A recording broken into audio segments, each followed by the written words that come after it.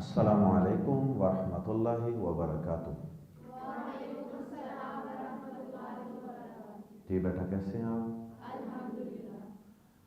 الحمدللہ رب العالمین والصلاة والسلام علی من لا نبی بعد۔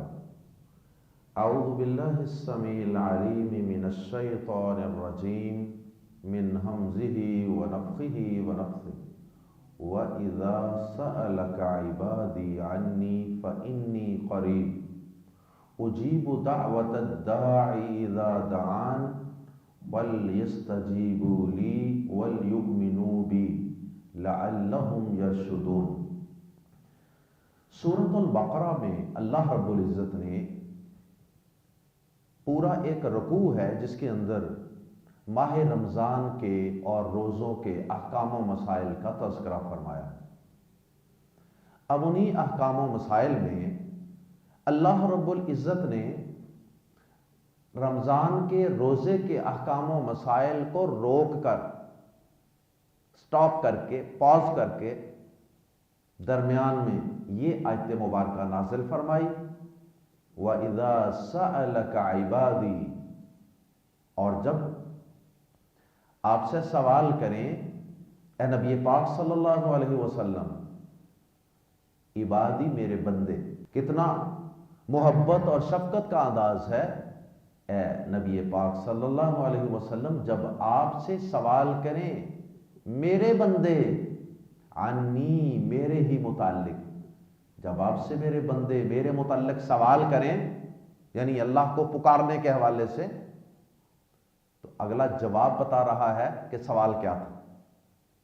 جب آپ سے میرے بندے میرے متعلق سوال کریں تو آپ نے کیا کہنا ہے؟ فَإِنِّي قَرِيبٌ، تو انہیں بتا دیجئے پس اس میں کوئی شک ہی نہیں ہے، بے شک میں قریب ہوں۔ یہ جواب بتا رہا ہے کہ سوال کیا ہے؟ میرے بندے آپ سے پوچھیں گے کہ اللہ کہاں ہے، اس کو کیسے پکارنا ہے، وہ ایسے اتنی دور عرصوں پر ہماری بات کیسے سنے گا، اس قسم کا سوال کریں گے تو آپ نے انہیں کہہ دینا ہے کہ فَإِنِّي قَرِيبٌ، میرے بندوں کو یہ پیغام دے دیجئے گا اے پیارے نبی صلی اللہ علیہ وسلم کہ بے شک میں ان کے بہت قریب ہوں۔ اور دوسری جگہ اللہ پاک نے فرمایا وَنَحْنُ أَقْرَبُ إِلَيْهِ مِنْ حَبْلِ الْوَرِيدِ، اور ہم اس سے اس کی شاہ رگ کے بھی زیادہ قریب ہیں، شاہ رگ سے بھی زیادہ قریب ہیں۔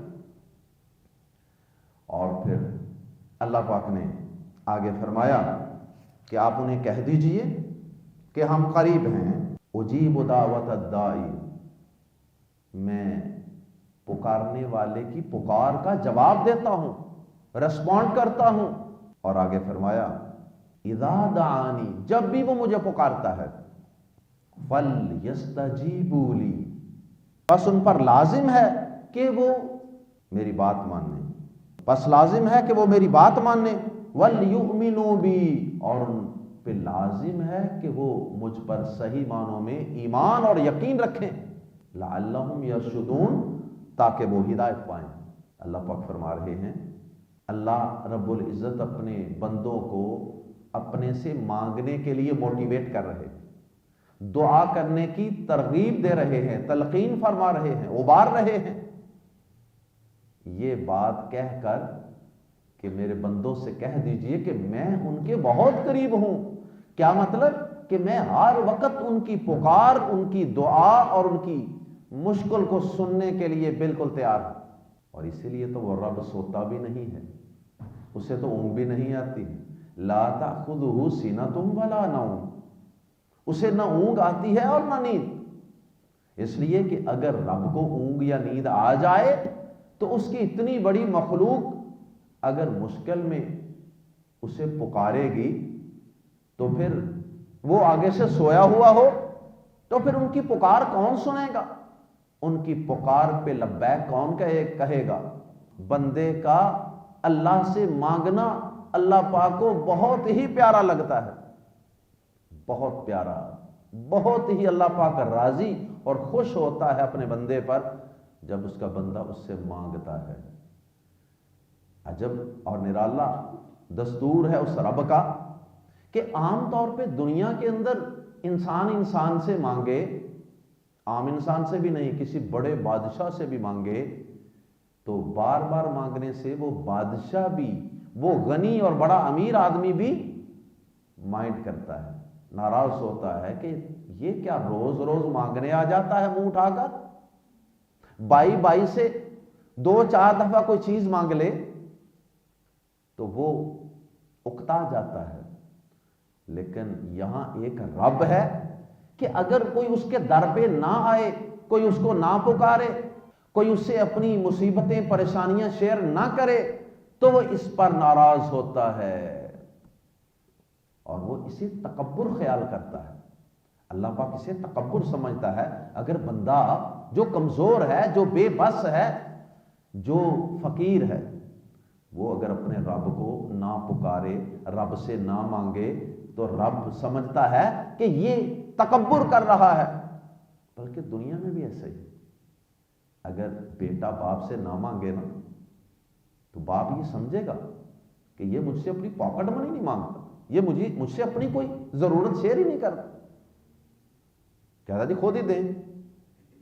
یہ اس جملے سے بھی تکبر کی بو آتی ہے۔ اولاد کو چاہیے کہ وہ کھل کھلا کر اپنے والدین کے سامنے اپنی درخواست پیش کریں جو ان کو ضرورت ہے، اور انہیں اس بات کو محسوس نہیں کرنا چاہیے کہ کیا ہم روز روز ابو سے پیسے مانگیں۔ تو یہ تو بندوں کا حال ہے، کیونکہ باپ یا ماں وہ تو اپنے پاس سے دیتے بھی نہیں ہیں، وہ تو اللہ کے دیے ہوئے میں سے ہی دیتے ہیں، تو ان کو بھی محسوس ہوتا ہے۔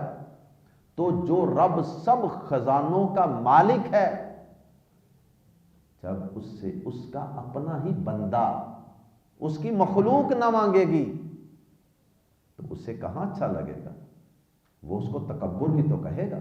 قرآن مجید کے اندر اللہ پاک نے اس بات کی طرف اشارہ کیا ہے۔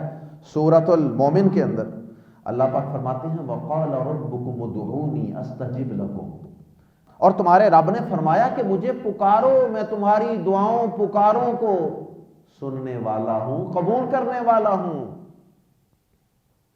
اور آگے فرمایا ان الذین یستکبرون عن عبادتی سیدخلون جہنم داخرین، بے شک جو لوگ مجھے پکارنے سے، مجھ سے مانگنے سے، مجھ سے دعا کرنے سے، جو لوگ اپنے آپ کو مستغنی سمجھتے ہیں، لاپرواہ سمجھتے ہیں، بے پرواہ سمجھتے ہیں کہ ہمیں کیا ضرورت ہے، یہ تکبر ہے۔ فرمایا بے شک جو لوگ میری عبادت سے تکبر کرتے ہیں، کیا لفظ اللہ پاک نے استعمال کیا؟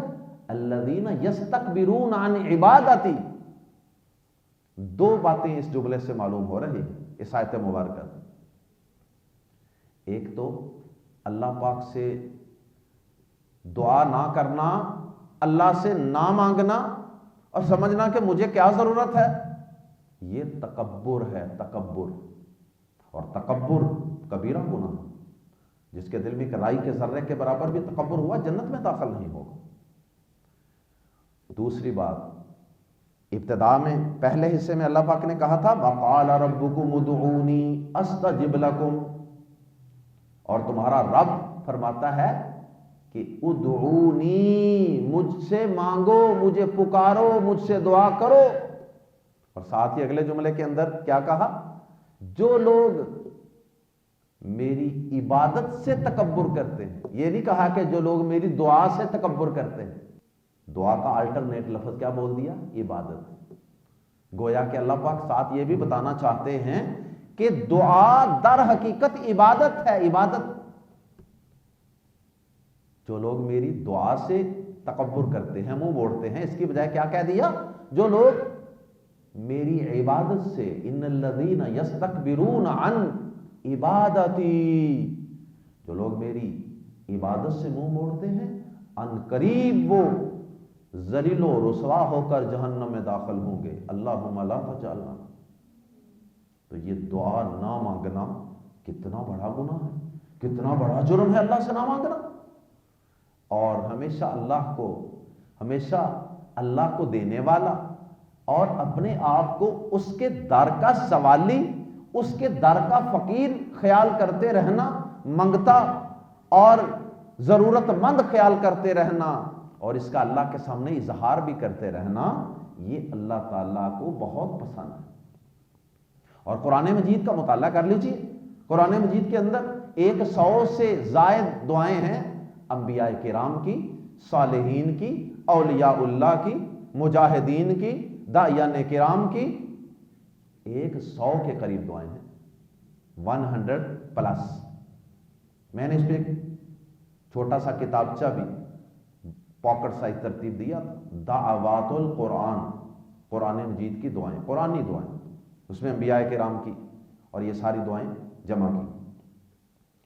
تو آپ وہاں دیکھیے، کبھی آدم علیہ السلام ساری انسانیت کے باپ، وہ بھی اللہ کو پکار رہے ہیں، ربنا ظلمنا انفسنا وان لم تغفر لنا وترحمنا لنکونن من الخاسرین۔ اے اللہ، ہم نے اپنی جانوں پہ ظلم کر لیا، اگر تو نے ہمیں معاف نہ کیا اور ہم پہ رحم نہ کیا تو ہم تو بڑے نقصان اٹھانے والوں میں سے ہو جائیں۔ ادھر آئیے، حضرت یونس علیہ السلام مچھلی کے پیٹ میں اللہ کو پکارتے ہیں، لا الہ الا انت سبحانک انی کنت من الظالمین۔ ادھر آئیے، حضرت ابراہیم علیہ السلام رب کو پکار رہے، رب اجعلنی مقیم الصلاۃ ومن ذریتی ربنا وتقبل دعاء ربنا اغفر لی ولوالدی وللمؤمنین یوم یقوم الحساب۔ اولاد کے لیے، اپنے لیے، والدین کے لیے، گناہوں کی بخشش کے لیے، یہ بڑے بڑے جلیل القدر پیغمبر بھی اللہ کو پکار رہے ہیں۔ قرآن مجید کا مطالعہ کر کے دیکھیں، ربی، حضرت زکریا علیہ السلام دعا کرتے ہیں اولاد کے لیے، ربی لا تذرنی فردا وانت خیر الوارثین، اے اللہ مجھے تنہا نہ چھوڑیے گا، یا اللہ مجھے لا تذرنی فردن، مجھے اکیلا تنہا نہ چھوڑ دیجیے گا کہ آگے اولاد ہی نہ ہو، میری نسل ہی نہ چلے۔ اللہ اکبر۔ کہیں ہمارے پیارے نبی صلی اللہ علیہ وسلم بھی اللہ کو پکار رہے ہیں، اللہ پاک سے دعائیں کرتے ہیں، ربی زدنی علما، اور بھی کئی دعائیں قرآن مجید کے اندر۔ کہیں ایمان والوں کی دعا ہے جو دنیا اور آخرت میں کامیاب ہونے والے ہیں، ربنا آتنا فی الدنیا حسنہ وفی الآخرۃ حسنۃ وقنا عذاب النار۔ کہیں ربنا اغفر لنا ذنوبنا، ایمان والوں کی، اللہ والوں کی دعائیں، ربنا اغفر لنا ذنوبنا واسرافنا فی امرنا وثبت اقدامنا وانصرنا علی القوم الکافرین۔ کہیں عباد الرحمن کی دعا، رحمان کے خاص بندے، وہ کہتے ہیں ربنا ہب لنا من ازواجنا وذریاتنا قرۃ اعین واجعلنا للمتقین اماما۔ یا اللہ ہماری اولاد کو، بیویوں کو اللہ ہماری آنکھوں کی ٹھنڈک بنا دینا، اور ہمیں متقین کا امام اور پیشوا اور لیڈر بنا دینا۔ اگر یہ بڑے بڑے جلیل القدر پیغمبر بھی رب کو پکارتے ہیں، موسیٰ علیہ السلام کی دعا آپ کو سنائی تھی، جب وہ مدین گئے تھے، کچھ بھی نہیں تھا پاس، کوئی رستہ نظر نہیں آ رہا، درخت کے نیچے بیٹھے ہیں، کچھ نظر نہیں آ رہا سامنے، تو کیا پکارا تھا، ربی انی لما انزلت الی من خیر فقیر، اے میرے رب تو جو بھی کوئی خیر میری طرف اتارے میں اسی کا فقیر ہوں، فقیر فقیر منگتا، ضرورت مند۔ تو ہم سب اللہ کے در کے سوالی ہیں، فقیر ہیں، انبیاء کرام بھی اللہ کے در کے سوالی اور فقیر ہیں۔ انسان ساری زندگی حاجت مند رہتا ہے، انسان ساری زندگی کسی نہ کسی چیز کی کمی اور تھوڑ محسوس کرتا رہتا ہے، اس لیے ہمیشہ ہی مرتے دم تک اپنے رب کو پکارتے رہنا چاہیے، اس کے ساتھ ایک خاص تعلق ہونا چاہیے دعا کا، ایک بندے کا۔ اور سب سے زیادہ قریب انسان سجدے میں ہوتا ہے، پیارے نبی صلی اللہ علیہ وسلم نے فرمایا سب سے قریب بندہ اپنے رب کے سجدے کی حالت میں ہوتا ہے، اس لیے سجدے میں کثرت سے دعائیں کیا کریں۔ اور کئی خاص دعائیں بھی ہیں، کئی خاص اوقات بھی ہیں دعا کے جن میں زیادہ قبولیت کے چانسز ہوتے ہیں۔ کئی مقامات بھی ہیں جہاں دعا کی قبولیت کے زیادہ چانسز ہیں۔ اذان اور اقامت کے درمیان جو وقت ہے اس میں دعا قبول ہوتی ہے، اسی طرح بارش کے وقت، اسی طرح سحری کے وقت، اذان فجر سے پہلے، اور اسی طرح سے بعض روایات کے مطابق اگرچہ بعض نے ان کو کمزور کہا، افطاری کے وقت۔ تو بہرحال اللہ پاک نے رمضان کے احکامات بیان کیے، شروع میں بھی رمضان کے روزے کے احکامات، بعد میں بھی روزے اور رمضان کے احکامات، درمیان میں ایک یہ آیت اتار دی دعا کی۔ اس سے اہل علم نے یہ استنباط کیا ہے، یہ مفہوم نکالا ہے کہ معلوم ہوتا ہے کہ دعا کا روزے اور رمضان سے کوئی خاص لنک ہے۔ اللہ پاک گویا کہ یہ موٹیویٹ کر رہے ہیں اپنے بندوں کو کہ ماہ رمضان میں ویسے تو ساری زندگی ہی تو میرے فقیر ہو، میرے در کے سوالی ہو، لیکن رمضان میں بطور خاص مجھے پکارتے رہا کرو۔ تو آئیے اس بات کا عزم کریں، اس بات کا ارادہ کریں کہ ہم انشاءاللہ ماہ رمضان کے اندر زیادہ سے زیادہ قرآن مجید کی دعائیں یاد کریں گے اور ان کو اللہ سے مانگتے رہیں۔ اور اسی طرح پیارے نبی صلی اللہ علیہ وسلم کی بڑی بڑی بڑی بڑی شاندار دعائیں ہیں، ایسے ہارٹ ٹچنگ الفاظ ہیں دعاؤں کے، یقین کیجئے کہ انسان اگر اس کا ترجمہ آتا ہو تو دعا مانگنے سے اللہ کی قسم لطف آتا، اللہ کو پکارنے کا آنکھوں میں آنسو ہوں اور اکیلا بیٹھ کے انسان اللہ کو پکارے، کیا لطف ہے۔ اور یاد رہے کہ اللہ کے علاوہ کسی اور کو نہیں پکارنا، اور اللہ بہت قریب ہے، اللہ تعالیٰ کو کسی کی سفارش کروا کر مانگنے کی اور پکارنے کی ضرورت نہیں ہے۔ یہ اللہ تعالیٰ عام بادشاہوں کی طرح کا بادشاہ نہیں ہے کہ اس کے دربار میں جانا ہے، پہلے کسی وزیر کو ملیں، ٹائم لیں، اپوائنٹمنٹ لیں۔ عام افسروں کی طرح، بادشاہوں کی طرح اس کا کوئی ٹائم نہیں ہے کھلی کچہری کا، یہ 2 گھنٹے 1.5 گھنٹہ بس یہ آفس ٹائم ہے، اس کے علاوہ آپ کی اپلیکیشن ایکسیپٹ نہیں ہو سکتی۔ دنیا میں تو ایسے ہی ہوتا ہے، لیکن اس رب کا دروازہ سارا سال، ساری زندگی اور 24 گھنٹے اور 7 ڈیز اس کا در کھلا ہے، اور وہ تو 24 گھنٹے میں ایک دفعہ تو باقاعدہ وہ آسمان دنیا پر آ کر اپنے بندوں کو آواز دیتا ہے، کوئی ہے مانگنے والا، کوئی ہے مجھ سے بیماری سے شفا مانگنے والا، کوئی ہے رزق مانگنے والا، کوئی ہے مجھ سے گناہوں کی بخشش مانگنے والا۔ تو اللہ پاک کو پکارنا ہے، اللہ کے علاوہ کسی اور کو نہیں پکارنا، اللہ کے علاوہ کسی اور سے دعا نہیں کرنی۔ قرآن مجید میں بے شمار آیات ہیں کہ جو لوگ اللہ کے علاوہ کسی اور کو پکارتے ہیں وہ اللہ کے ساتھ شرک کرتے ہیں۔ ہر نماز کی ہر رکعت میں ہم پڑھتے ہیں ایاک نعبد و ایاک نستعین، اے اللہ ہم تیری ہی عبادت کرتے ہیں۔ یہاں ہی کا لفظ ہے، حسر، اونلی، صرف اور صرف تیری عبادت اور صرف تجھ ہی سے مدد مانگتے ہیں۔